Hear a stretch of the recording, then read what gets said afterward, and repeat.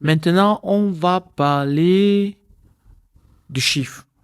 Comme on a dit, tu es libre de répondre ou de ne pas répondre, c'est toi qui vois. Vas-y. Combien de biens tu as déjà vendu depuis que tu as commencé? Je parle du fix and flip. Ouais, ça, les chiffres, c'est un truc, quand je t'ai dit, j'aime pas trop parler des chiffres, quoi. J'aime pas trop parler des chiffres parce que, bon, pour moi, c'est pas ça peut-être je suis de la vieille école où on ne parle pas des chiffres ouvertement, pareil. Et aussi parce que moi, je pense que ce qui est important pour moi, c'est de faire comprendre le mécanisme aux personnes. Ok.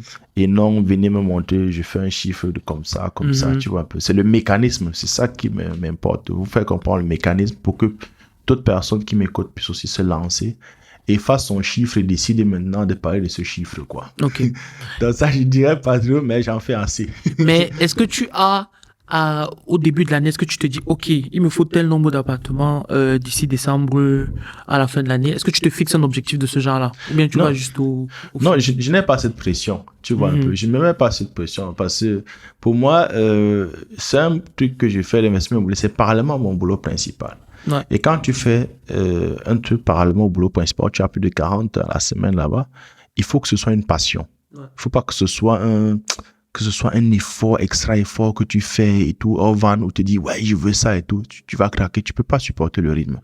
Donc, je vais pas me fixer un objectif que je veux tel nombre d'heures jusqu'à la fin de l'année. Non, je le fais en fonction de ce qui rentre, de mes capacités, je prends.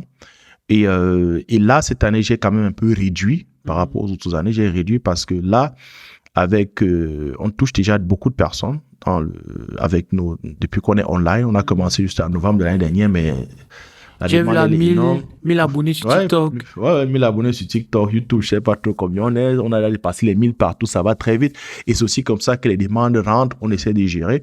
Des grands frères qui s'intéressent vraiment à l'immobilier. Ici en Allemagne, il y a beaucoup de grands frères qui s'intéressent vraiment à l'immobilier, qui n'en parlent pas. Et puis, ils sont convaincus un peu de ce que nous faisons.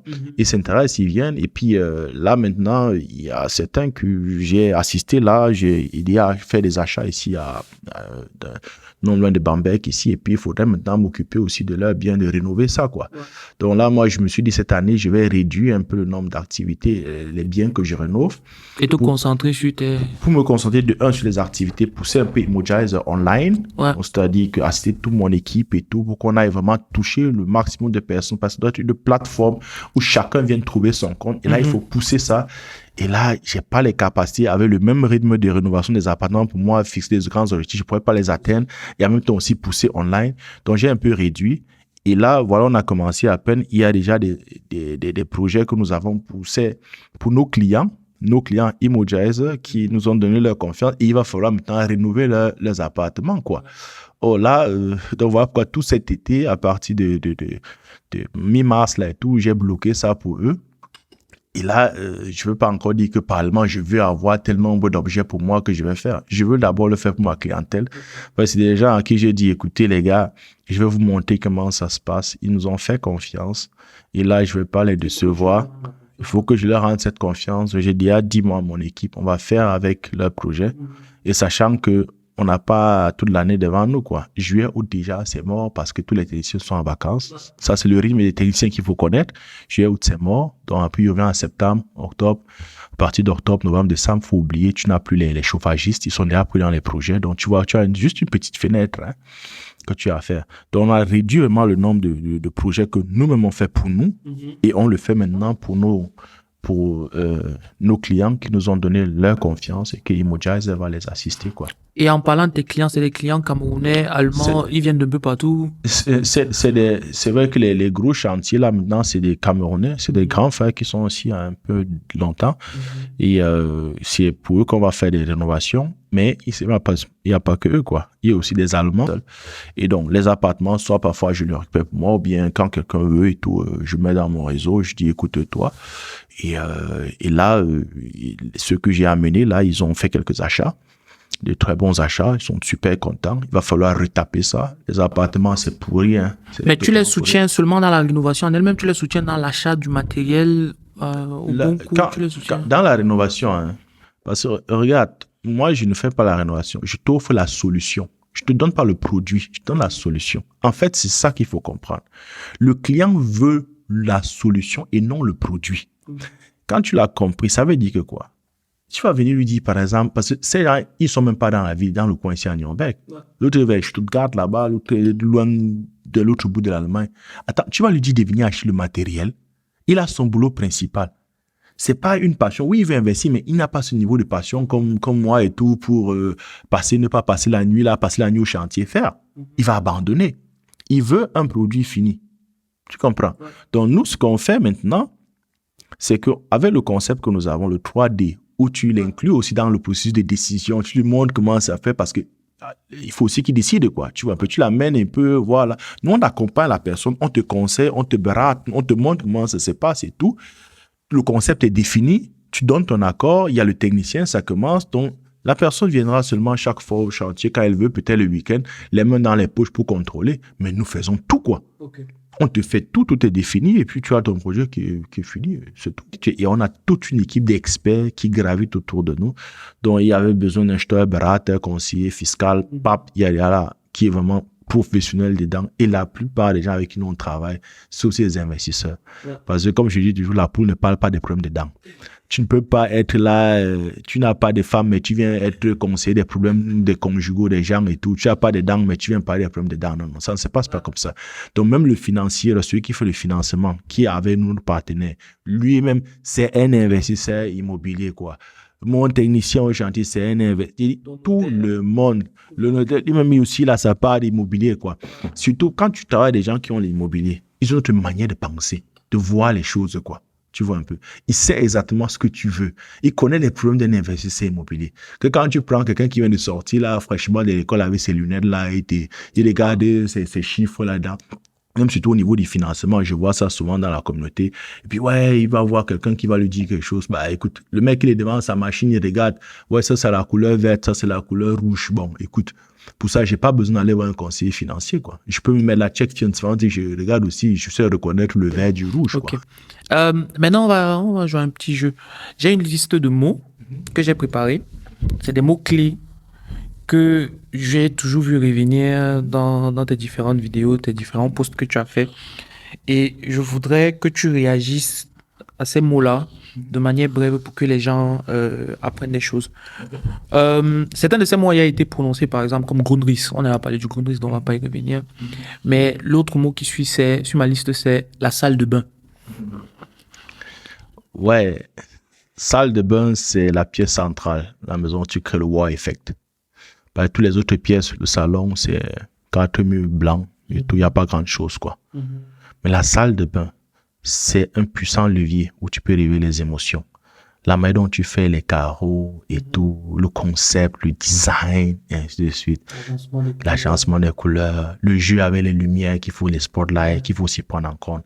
C'est la première pièce que quand on rentre en surtout les nanas, elles s'ouvrent d'abord la salle de bain pour regarder la salle de bain, quoi. Tu vois un peu. C'est vrai qu'il y a aussi la cuisine qui joue un rôle, mais la plupart des appartements qu'on fait pour vendre, bon, la cuisine, on ne monte pas la cuisine, à part peut-être faire un peu la cuisine en carton, le home staging là.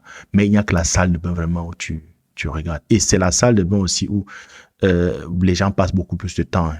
Ça avance, les besoins, c'était qu'on voulait juste faire les attentes, c'était une salle de bain où tu vas faire un besoin et puis tu ressors. Mais maintenant, il faut créer une sensation. Tu vas t'asseoir, tu vas passer du temps, tu vas regarder. Ils aiment ça très bien, quoi. Donc, tu n'as pas à te louper dans la salle de bain. Ton bénéfice, ton chiffre dépend de la salle de bain. Maintenant, on va prendre un autre mot, le Treppenhaus. Ouais, le Treppenhaus, on en a parlé, hein, la cage d'escalier là, quand tu rentres et tout. C'est la première des choses qui te frappe quand tu rentres, que tu sois dans un immeuble d'habitation, tu vois déjà comment c'est l'aspect que cela ça te donne. Ou bien peut-être si tu rénoves, par exemple, une maison pour toi, pense toujours, parce que les anciennes maisons des années 50, 60, là, c'est généralement les Treppenhaus, dont les cages là, en bois. Ouais. Et certains, quand ils font la rénovation, ils négligent ça. Oh, c'est la première des choses qui te frappe quand tu rentres. Et ce bois-là, moi, je dis, tu peux vraiment le rendre très beau, comme ce qu'on est en train de faire à Bamberg dans une maison là. Et là, tu rénoves super bien. Et cette première impression, c'est ça qui compte. Si elle est mauvaise, cette première impression, à l'intérieur... Sur un de tes posts, tu avais dit c'est Chefsache. Oui. Non, c'est moi qui récupère ça. Il ne laisse pas faire. Ben, en fait, c'est toi, le technicien. Mais c'est toi qui sais ce que tu veux faire avec à la fin. Tu vois un peu. Et c'est à toi, donc, de dire, écoutez, les gars, ça, ici, il ne faut même pas vous louper. Ça, il faut faire attention et tout. Ils font seulement ce que tu leur demandes, quoi. Ouais. Donc, et c'est moi, je sais ce qui attire mes clients et je sais où je vais mettre vraiment le point sur le i. Tu vois un peu. Ok, le prochain sujet qui est sur ma liste, ça c'est pas un mot, c'est un groupe de mots, c'est investir dans l'immobilier au pays. Qu'est-ce que tu en penses? C'est un long débat. En quelques mots, quelques phrases, c'est bien, mais tout dépend de la main dont tu te prends. Ça peut devenir un cauchemar pour toi. Et la plupart qui se sont lancés dedans, c'est devenu un cauchemar pour eux. Il faut causer avec eux, ils vont te le dire. Moi, dans l'investissement immobilier, il faut éviter l'émotion. Ouais. L'immobilier, l'investissement et l'émotion, ça ne va pas ensemble, quoi. Faut toujours te poser la question dans tout ce que tu fais, pourquoi je le fais. Vouloir mettre l'émotion devant, je vois certains, parce que j'ai fait une vidéo là-dessus, certains venaient avec un peu les trucs patriotiques et tout, tu n'aimes pas et tout. Bon, écoute, quand les jeunes, on s'agite un peu là, je les regarde, ça me fait rire, tu vois un peu. Je dis non, il faut aller vous cogner un peu, il faut cogner la tête contre le mur pour savoir que ça fait mal. Hein? Beaucoup, ils sont lancés dedans, ils ne sont pas lancés, c'était pas réfléchi. Parce qu'on leur a dit c'est comme ça, la terre va finir, on est en train de vouloir tout acheter tout cribi, comme on dit souvent. Moi, ça me fait rire, quoi. On a acheté tout cribi, on a acheté tout droit, là, si tu viens pas, il n'y aura plus rien. Alors, on se lance un peu sans réfléchir. Et comment ils le font? Ils prennent un crédit de consommation ici pour aller mettre quelque part, acheter un terrain, un truc là-bas. Pour moi, c'est la chose la plus conne que tu puisses faire, quoi. Tu prends le crédit de consommation pour aller faire un investissement pareil. Ça ne marche pas. C'est pas comment ça se passe. Créer d'abord des conditions ici qui vont te permettre d'avoir des capitaux avant de te lancer maintenant pour un projet là-bas. Il y a du potentiel au pays, mais il y a aussi des risques. Moi, je ne vais pas revenir là-dessus. Chaque personne connaît ses risques. Chaque fois, on voit derrière les trucs du terrain, problème du terrain, combien de personnes achètent le même terrain, ainsi de suite. Je ne vais pas revenir là-dessus. Bon, celui qui veut voir, il va voir. Celui qui ne veut pas voir va te dire que ouais, mais, bon, ok, vas-y. Mais pour moi, actuellement, mon idée, c'était de dire, écoute, je me bâtis un patrimoine en Allemagne. Ouais. Comme je l'ai dit, après 10 ans, tu revends sans payer d'impôt sur le revenu. Avec un bien appartement, tu peux te faire comme ça 100 000 euros de plus-value. Hein, après 10 ans, 100 000 euros, vite fait. Ou tu n'as pas eu à serrer la ceinture pendant 10 ans pour cotiser pour ça, tout seul. Tu as 5 biens comme ça, parce qu'avoir 5 biens en 10 ans, c'est que bon, tu ne voulais même pas vraiment faire l'immobilier. Sinon, en 10 ans, tu peux avoir beaucoup plus. Si tu as eu seulement 5 biens en 10 ans, après 10 ans, 100 000 euros, ça fait 500 000 euros. Tu n'as qu'à convertir en francs CFA, tu vois ce que tu as eu. Tu vas chez celui qui s'était empressé de construire son terrain à sa maison à Douala, Kribi, parce qu'on va acheter, et puis là, abandonner le chantier. Tu lui casse ça, moi je veux construire dessus, il va casser ça lui-même, quoi. Donc, il ne faut pas mettre la charrue avant les bœufs.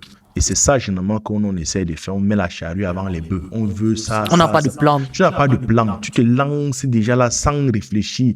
Parce que la famille t'a dit, parce qu'on t'a dit, parce qu'on t'a dit qu'il y a tel aussi qui est en train de commencer. Ça, c'est un truc que on sous-estime la pression familiale.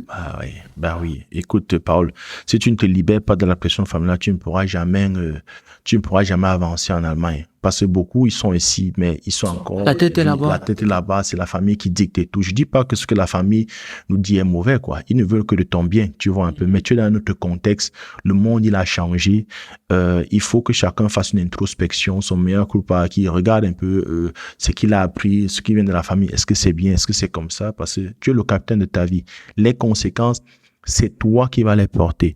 Tu as une vie à réussir et non des gens à impressionner. Quand tu écris l'histoire de ta vie, ne laisse personne tenir la plume à ta place, quoi. Donc, et si tu veux juste te faire parce que on t'a dit de faire, ça, crois-moi, quand c'est sucré, c'est pour tout le monde. Mais quand c'est salé, c'est pour toi seul, quoi. Tu vois un peu. Donc, ce truc de vouloir se presser, aller investir au pays en prenant un crédit de consommation, c'est nada. Et même si tu as l'argent, comment le suivi va être et tout. Je vois les chantiers ici. Comment je suis derrière mes gars, les nuits blanches et tout.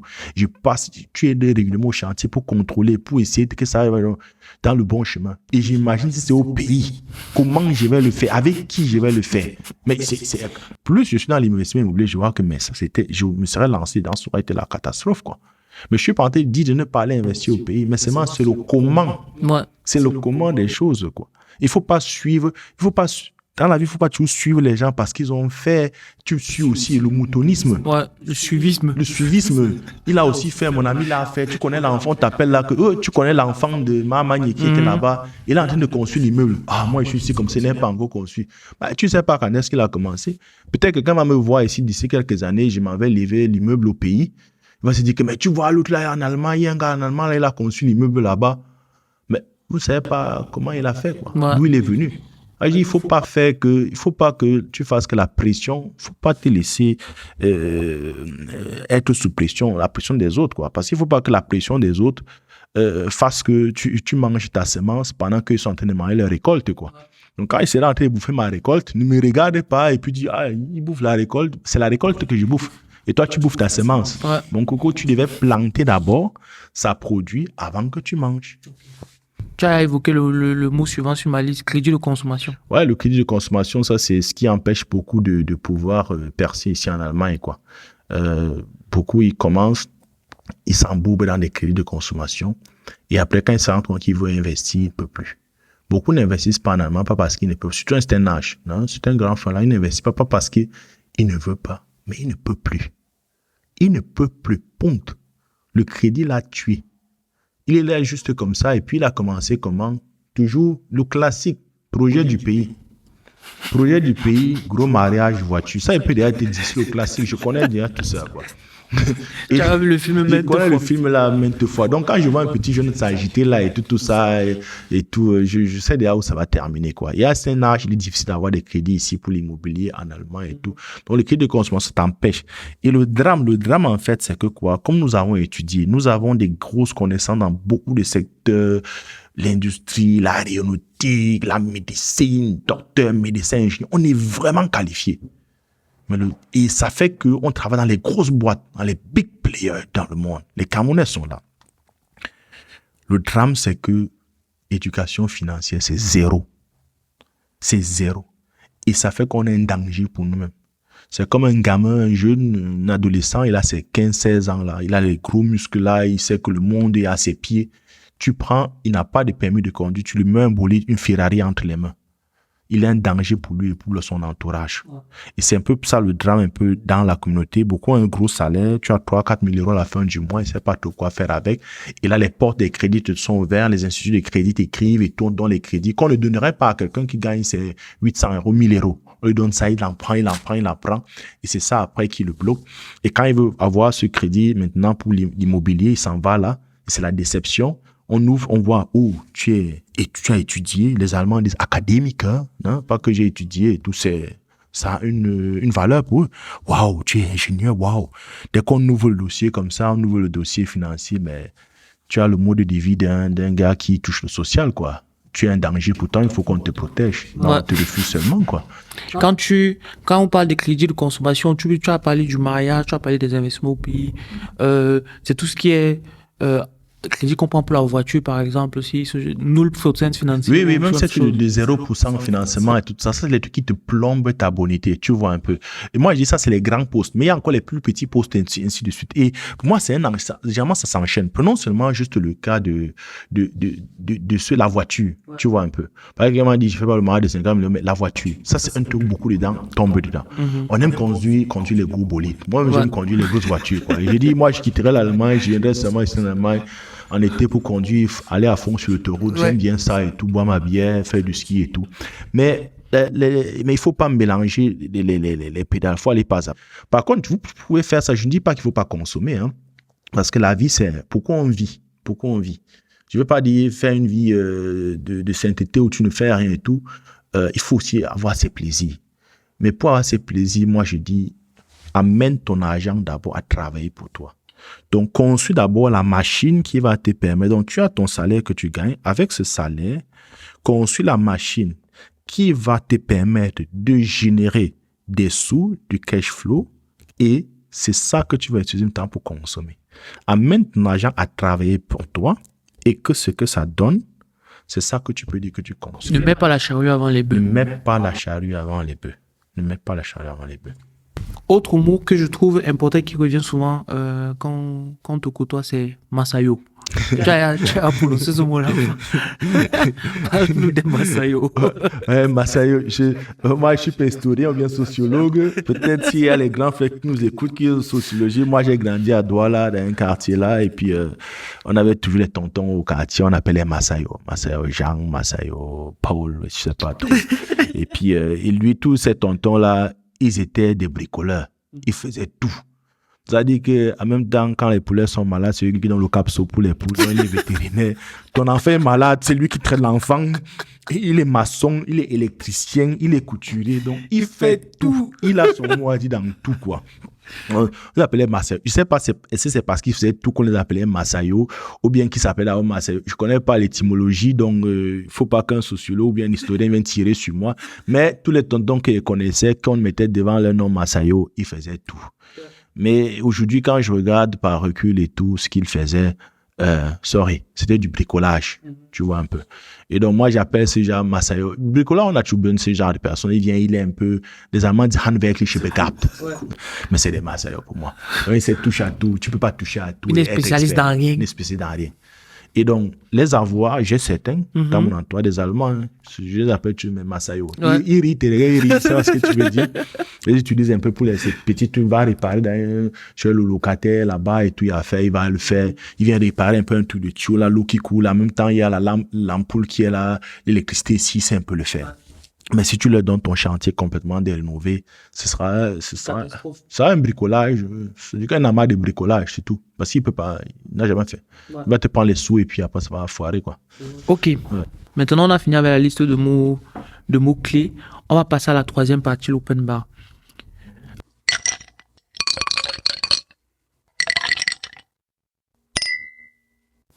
L'open bar. Séverin, dans l'open bar, je te pose les questions du public. On va commencer par Don Chaka, qui dit: Séverin, avec ton expérience dans le fix and flip, tu as beaucoup de contacts avec les différents acteurs de la scène immobilière, Makler, électrique, Gutachter, Energieberater, und. Lequel de ces secteurs tu conseillerais à un jeune Africain qui veut faire une formation et pourquoi tu le conseillerais ce domaine-là? C'est vrai, il faut dire en Allemagne, quand tu es un technicien, que tu sais faire quelque chose, ça, franchement, tu vas pas chômer. Il y a tellement à faire dans n'importe quel secteur que tu vas prendre là-dessus. Mais moi, s'il y a un secteur clé où je conseillerais à quelqu'un de faire sa formation dedans, je dis, aujourd'hui, même plus besoin d'aller étudier, hein, parce que au départ, on pense, il faut étudier, mais moi, tu fais une formation, pareil, tu gagnes même plus que quelqu'un qui a fait ses études-là. Moi, je te dirais, faire le truc de chauffagiste. Heizungsbauer installateur, le chauffagiste. Parce que pour moi, ça, c'est les gars, on écrit le nom en gros caractère. C'est les patrons. Et surtout, ce qu'il faut savoir, c'est que l'Allemagne, maintenant, avec cette politique énergétique que l'Allemagne a adoptée, en train d'adopter, et qui va nous suivre aussi les prochaines années. Donc, il faut beaucoup de maisons aussi qu'il faudrait changer le chauffage, les trucs pareils. Ça, franchement, c'est inarrêtable. Maintenant, surtout qu'on a arrêté de prendre du gaz de l'autre côté à cause des problèmes un peu de guerre et tout, la tension internationale. Donc, il y a beaucoup qui vont devoir rénover les chauffages, les trucs pareils, la tuyauterie. Et les maisons aussi sont déjà, vu la plupart des appartements, comme tu vois, c'est les années 70. Maintenant, il y a beaucoup à faire là-dedans. Ces gars, c'est les gros patrons. Donc, si toi, tu as ton truc de chauffage que tu fais, tu es installateur, chauffagiste et tout, tu ne chômeras jamais. Les autres domaines, un peu aussi, tu gagnes bien ta vie, un peu comme les peintres, mâles, ceux qui le font. Mais seulement, ce que je vois dedans, c'est que l'Allemagne, il y a beaucoup plus aussi des étrangers qui rentrent facilement dedans, qui peuvent le faire. Parce que ça, franchement, pour peindre un mur, bon, c'est vrai, il faut avoir fait une formation et tout, mais tu n'as pas besoin aussi vraiment de ça. Les gars réussissent quand même même qui n'ont pas fait les formations, ils viennent des étrangers là et tout, et puis ils le font et tout, fait ça. Mais tu trouveras très difficilement quelqu'un qui vient te faire le chauffage au noir et tout, il te dit non, ça, franchement, c'est difficile.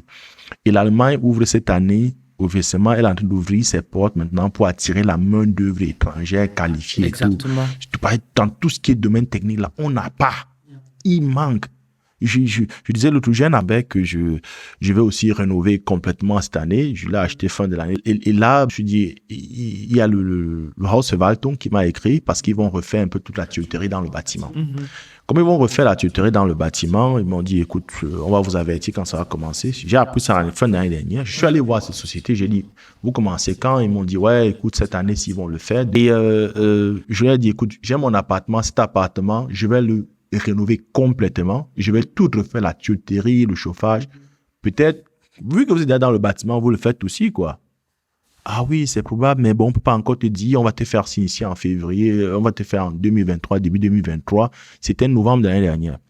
Donc là, ils m'ont envoyé la lettre l'autre jour, là, ils m'ont fait un mail, j'étais mort de rire, quoi. Ils disent, ouais, on a regardé, mais on n'a pas de capacité cette année pour le faire pour toi. On pourra revenir, on pourra te faire signe, si tu es toujours intéressé, en février 2024, un an, où tu vas les attendre, tu dois les attendre un an, et qui vont venir voir s'ils peuvent le faire, vérifier, et l'offre peut-être c'est 2 ou 3 mois plus tard. Non. Et si ils viennent en février, l'offre peut-être tu peux l'avoir en mai. Ça veut dire que le début des travaux, parce qu'il faut qu'ils commandent le matériel, tu vois peut-être en juin 2024. Il n'y a que juin. S'ils ne font pas en juin, oublie. Parce que juillet, août, c'est mort. Et ou bien ils viendront seulement en septembre 2024. Tu vois un peu. Et là, si tu rates septembre, oublie, c'est 2025. Ouais. Ils ne vont pas te prendre. Il me dit, c'est comme ça, on n'y peut rien. Il y a un manque criard dans ce domaine. Celui qui se lance dedans, surtout avec ce changement, cette nouvelle loi énergétique que le gouvernement allemand a pris là, franchement, tu es peinard. Donc ça, moi, je peux conseiller à quelqu'un, chauffage. Fonce. Chauffage. Ok. Il y a Johnny Ngalu sur Instagram qui a posé 8 questions. Oh, ok. Je n'en ai retenu que 3. J'espère qu'il n'est pas fâché s'il m'écoute. Bah écoute, il peut revenir, il peut nous joindre dans Telegram et poser les autres questions. Hein. Exactement. Sa première question, c'est: est-ce que c'est toujours intéressant de se lancer dans l'immobilier dans la conjoncture actuelle, c'est-à-dire taux d'intérêt qui monte, les lois forçant l'efficacité énergétique dans la construction et tout? L'immobilier, ça a toujours été un produit de base, de première nécessité. Ce n'est pas la veste Hugo Boss qu'on achète quand il y a l'argent et en temps de crise. Bon, tu portes nettement une veste no-name là, tu mets sur le corps, bien tu dis que je porte l'habit. C'est un produit de base. Depuis que la crise est là, depuis que les taux d'intérêt montent, je n'ai pas entendu quelqu'un dire qu'il allait rentrer vivre dans une grotte. Tous vivent dans les appartements et tout. Ça continue. C'est seulement la manière de satisfaire ce besoin qui diffère qu'on est en temps de crise ou en temps d'abondance. Tu vois un peu. Ouais. En temps de crise, bon, on va revenir un peu sur terre. Les gens prennent un peu des biens pratiques qui lui permettent, lui livrent un peu le confort, la sécurité, rentrent là-dedans, c'est assez bien situé et tout. Hein? Donc, les gens continuent à acheter. En temps d'allégresse, les gens se permettaient un peu des immobiliers, un peu façon des prix élevés, des trucs avec des options terribles. Là, le genre, tu rentres, l'immobilier chante derrière ton nom quand tu rentres dans la maison et tout. Bon, j'ai exagéré un peu. Mais vous voyez un peu ce que je veux dire. Un luxe, un peu là, le luxe et tout ça. Maintenant, les gens reviennent au truc de base. Et voilà pourquoi, quand tu veux faire l'immobilier, l'investissement immobilier maintenant, moi, je dis, concentre-toi sur un bien, un style de bien. Et c'est là où je me suis toujours concentré. Hein. Même pendant un temps dans les appartements, quand tu vois les 3 pièces là, 3 pièces, 2 pièces, balcon bien situé. Ça, c'est typiquement allemand. Tu as toujours les acheteurs. Et ce que les gens oublient, c'est que les Allemands ont trop d'argent. Ces Allemands ont trop d'argent. Quand vous criez que taux d'intérêt là, les Allemands payent l'âge des immobiliers si bas. Pour les trucs qui est comme jusqu'à 200 000 €, les gars te payent ça bas. C'est pas un problème pour eux. Ils ont bien de l'argent. Cet appartement que tu vois, la plupart des personnes qui sont intéressées, tu vois beaucoup des vieux là qui sont à l'extérieur de Bamberg. Quand ils étaient jeunes, ils allaient construire dans les petites villes là, les petits villages là à côté, des gros manoirs, des trucs, des ranchs, ils construisaient ça. Quand ils prennent de l'âge, il ne peut plus rénover, il ne peut plus entretenir. Tu vois un peu, il est vieux, c'est à l'extérieur, il faut qu'il se déplace, il veut rentrer dans la ville, ça lui égale le prix, quoi. Les Allemands ont de l'argent. C'est les champions au monde du Bargeld. L'argent bas.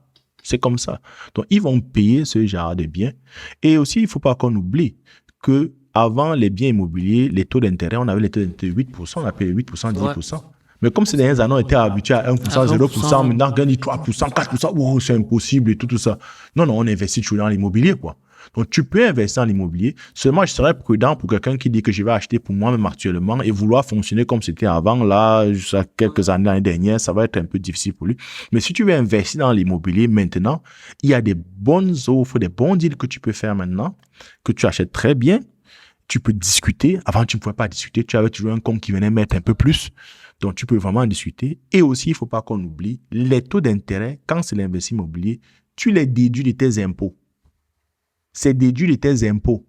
Or, quand tu es seul, en Allemagne, tu vis seul, tu es ingénieur, tu gagnes très bien ta vie, tu payes peut-être le Spitzensteuersatz, 42%, le taux d'imposition le plus élevé, 42%. Donc, ça veut dire que pour chaque 100 euros, le gouvernement te prend 42 euros. Écoute, tu as la possibilité de réduire ces impôts, de les déduire dans tes impôts. Par exemple, c'est taux d'intérêt quand tu investis. Donc, pour quelqu'un qui veut faire dans l'investissement immobilier maintenant, l'immobilier locatif, fais-le.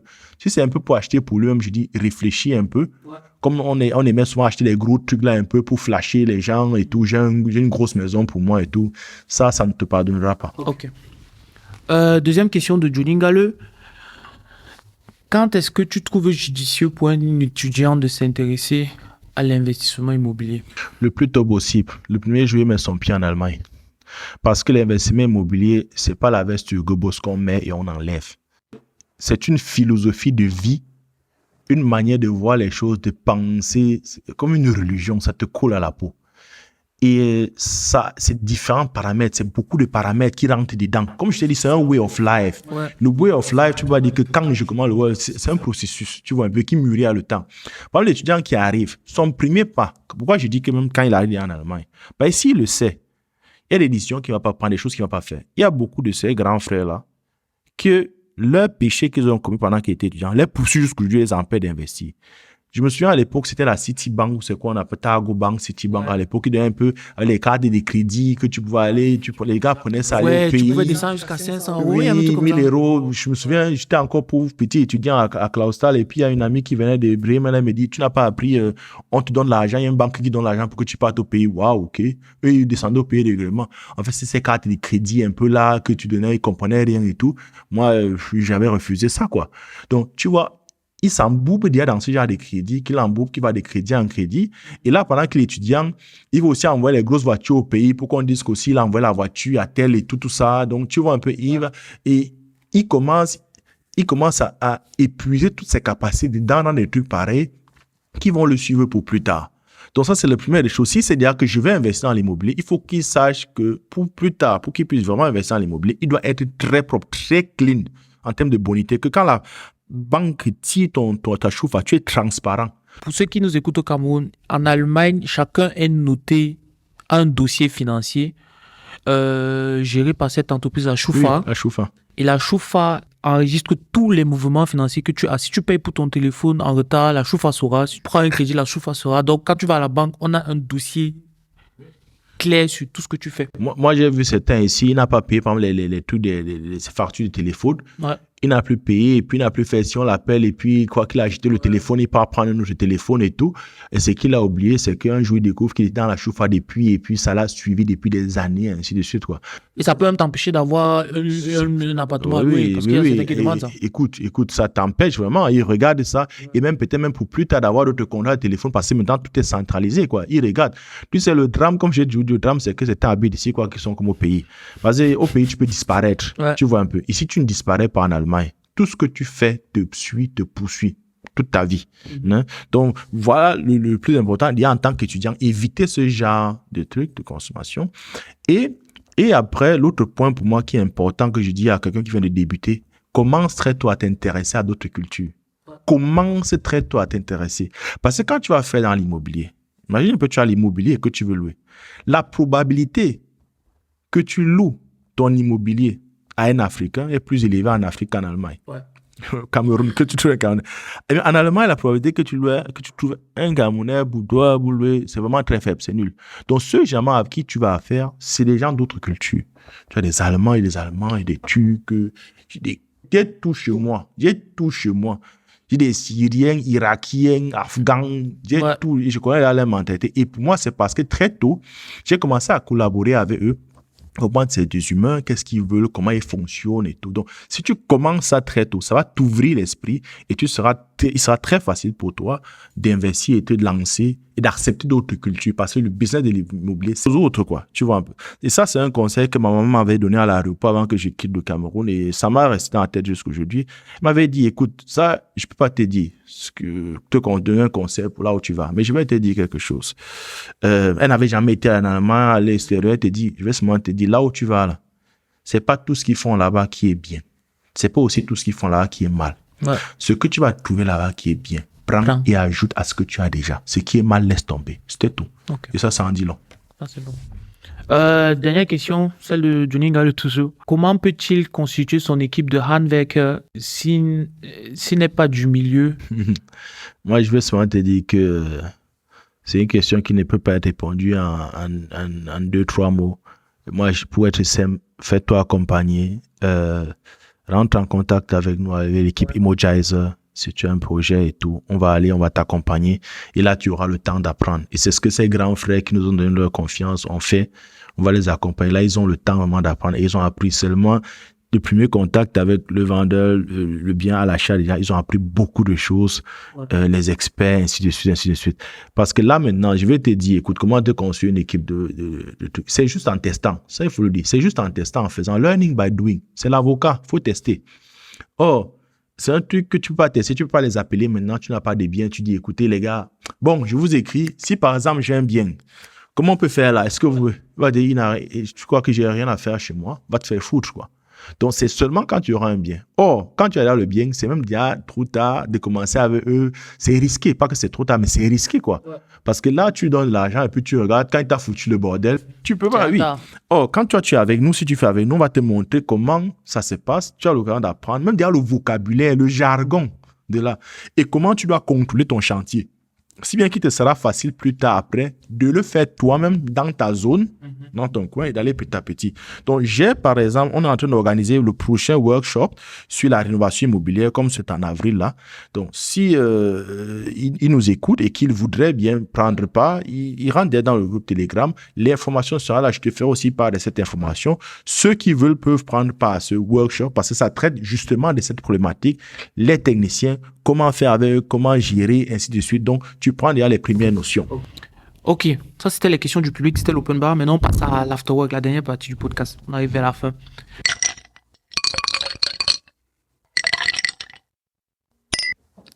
L'afterwork.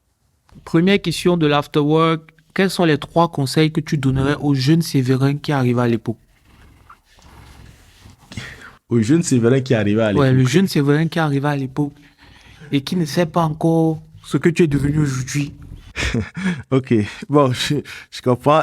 Pour moi, la première des choses, c'est dire, sois toi-même la personne que tu voudrais être et non celle que tu penses que les autres voudraient que tu sois.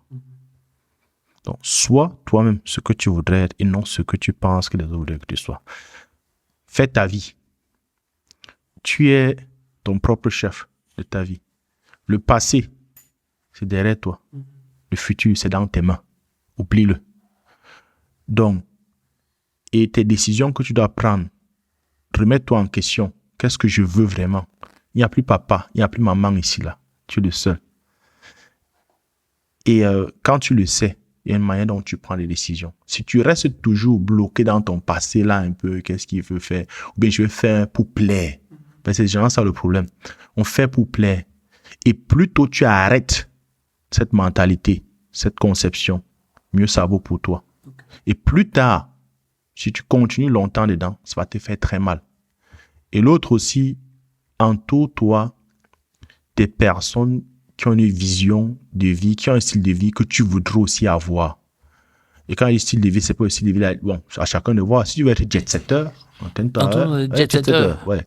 Si tu veux être dans l'investissement immobilier, les investissements comme ça, rapproche-toi de ce genre de personnes, quoi. Parce que l'énergie est contagieuse. Non? Si tu veux voler avec les aigles, il faut arrêter de nager avec les canards. Non? C'est pour moi, c'est la base, ça t'influence. Ouais. Ça t'influence ta manière, ton way of life. Donc, voilà, il y a quelques conseils un peu vite fait là que je peux donner. Quelle personne me conseillerais-tu comme invité pour un prochain épisode? Ça, je te donnerai son contact. Il y a un grand frère là que j'apprécie beaucoup. Je l'ai rencontré l'année dernière. Bon, c'est aussi dans l'investissement immobilier. Hein. Tu sais que moi, j'ai une vie qui est immobilier et tout. ça devient un peu comme la folie à le temps. C'est un grand frère que j'ai rencontré dans la ville de Braunschweig. Je suis allé chez un ami. Il a conçu, c'est un Camerounais. Il a construit la maison d'une amie camerounaise. Là, il a construit. Je suis arrivé, j'ai vu. Je dis, qui a conçu ça? C'est qui le bord-trigger? Il m'a dit, il y a un Camerounais là et tout ça et tout. J'ai dit, je veux le connaître.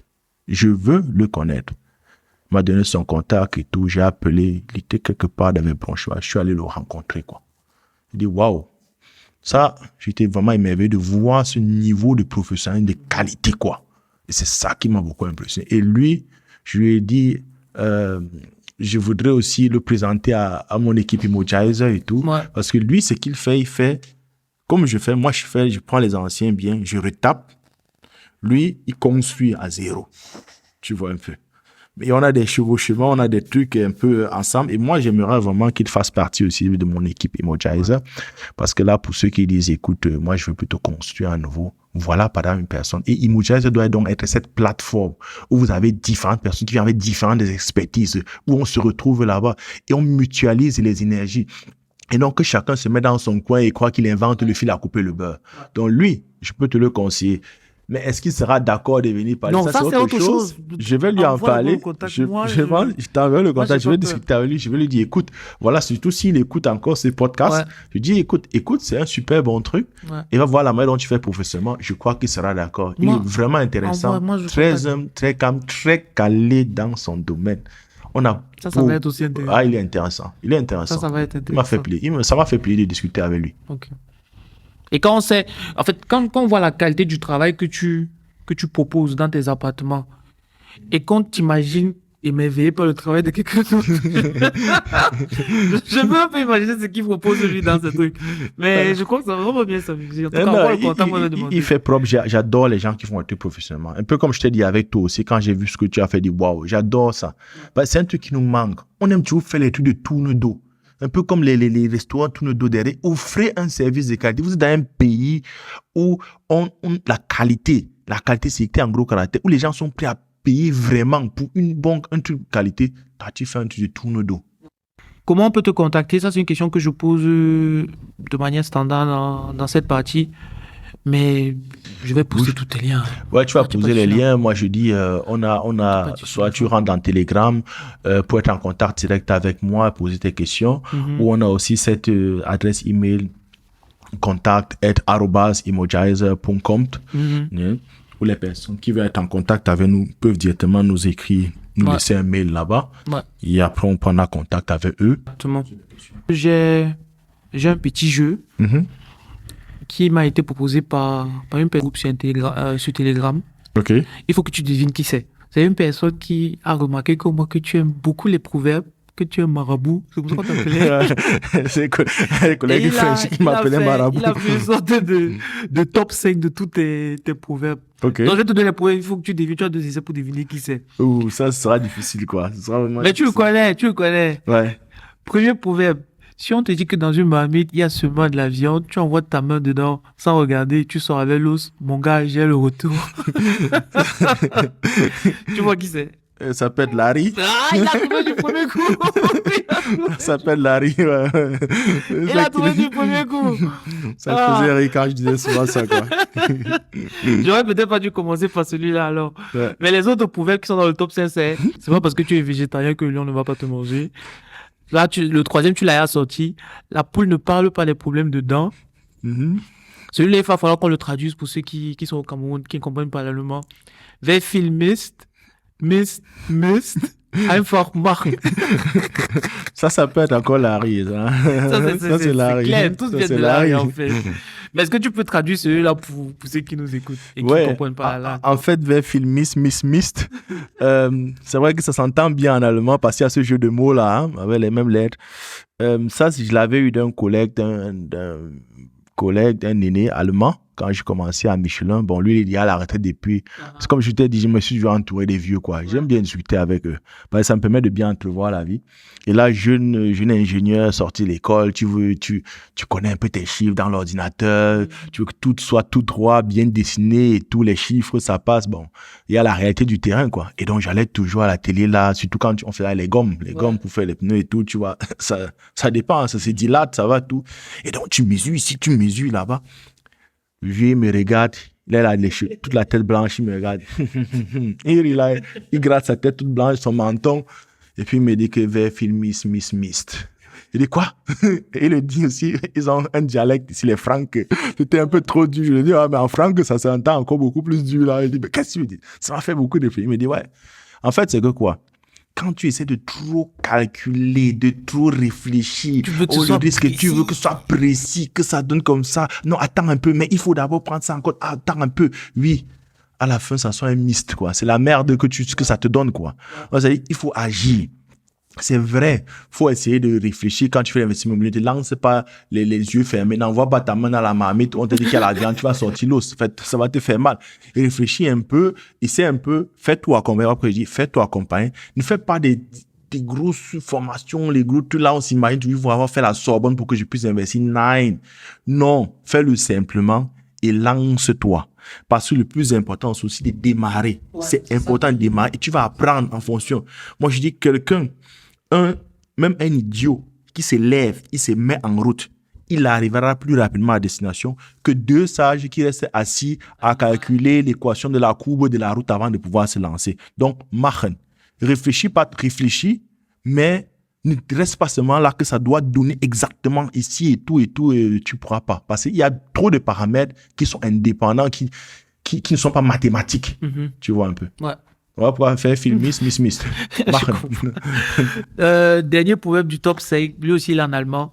Schlafende Hunde darf man nicht wecken. Ouais, en fait, c'est que les chiens qui dorment, faut pas les réveiller. Ça, c'est très politique. Quand tu fais l'investissement immobilier aussi, tu n'auras pas les humains. Faut éviter les conflits. Ouais. C'est pas parce que peut-être tu as l'assurance Rechtsschutzversicherung que tu peux amener, que tu as le terme que tu peux amener au tribunal et tout ça que tu vas essayer de faire. Donc, faut éviter certains conflits.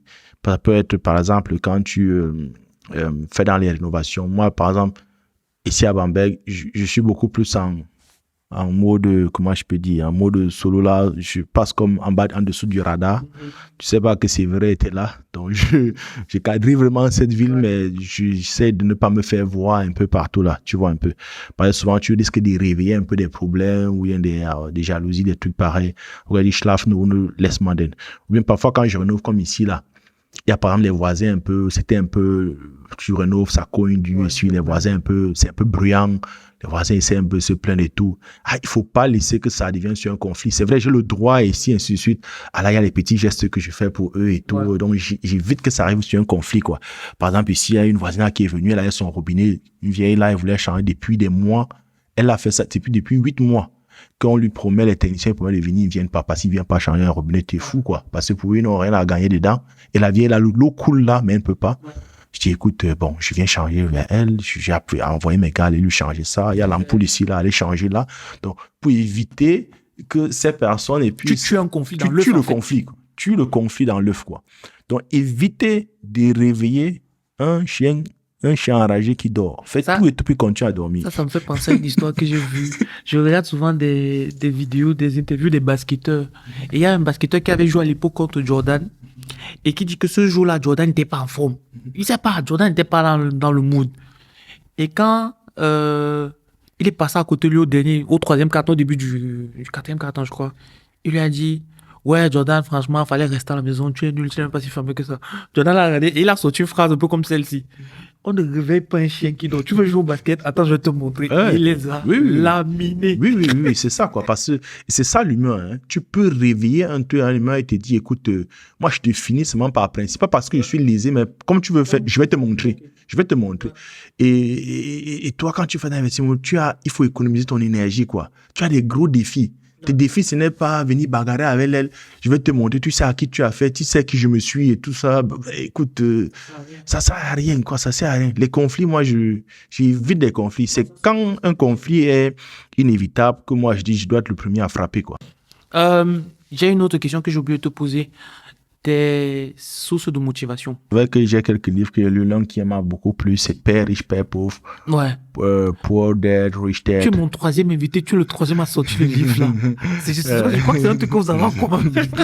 Non, franchement, ça c'est intéressant. Ça c'est vraiment intéressant. Ça dit, ça fait un clic dans la tête quand tu le lis, quoi. Parce que c'est écrit par quelqu'un qui te fait comprendre, qui s'adresse, moi je dirais s'adresser à nous. Nous qui sommes cette classe moyenne.